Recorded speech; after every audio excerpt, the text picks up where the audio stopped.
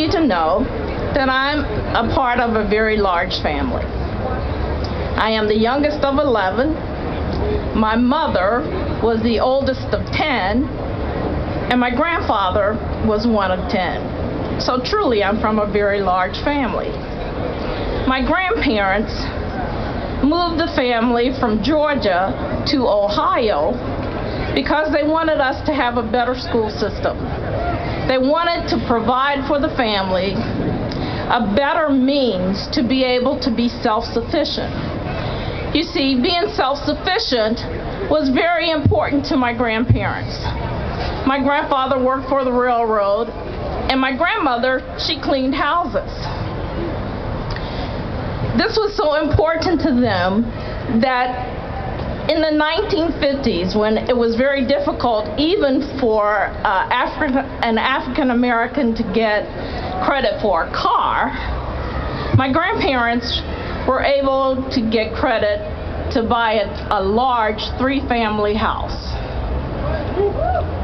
This was very, very important to them because it was not enough for them to preach that we get a good education and that we be self-sufficient.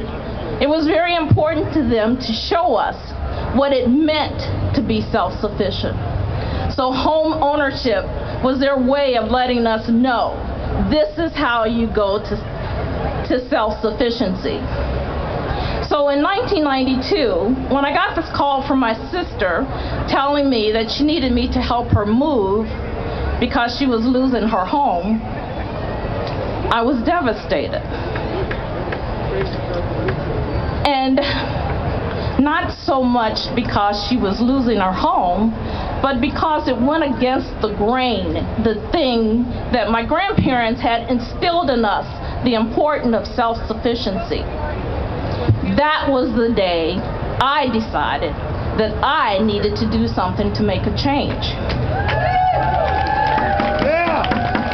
So last year, when her youngest son called me and told me that he was losing his house, 20 years later, foreclosure mess is even worse than it was when my sister lost her house. My nephew lost his house because he lost his job as an electrician. Not because he was lazy and not because he didn't do the things he was supposed to do. He followed the rules. He followed all of those things that my grandparents taught us. He did everything that he was supposed to do, but he lost his job. Now, my nephew was very much like many of the people that I've met through the movement for good jobs and strong communities. Alexis was a student, went through school, got great grades, managed to get into college, graduated, got a degree in finance, but now she can't find a job.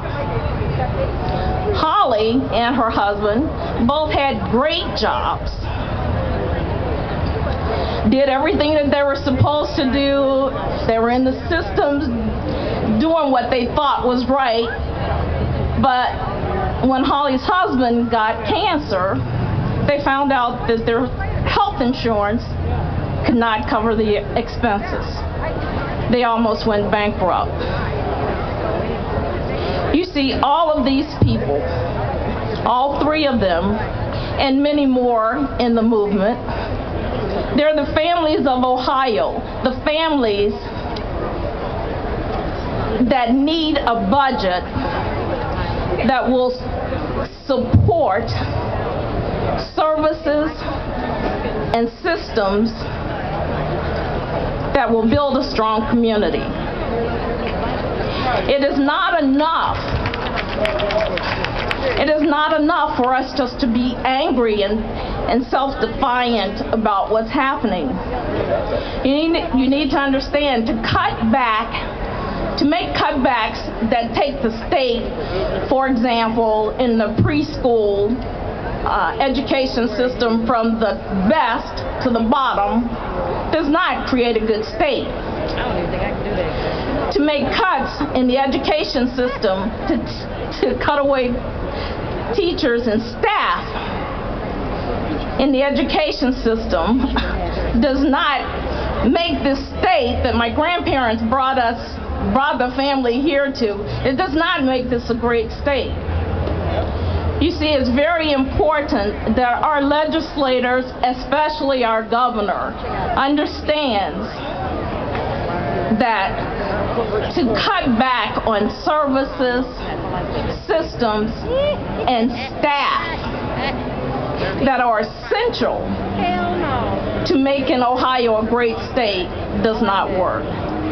For this reason, I'm here tonight asking you to stand with me, to be a part of this movement, to move working families from where the governor has put them at the bottom, to move them in the place of the corporations and to move the corporations down to where they are supposed to be. Thank you.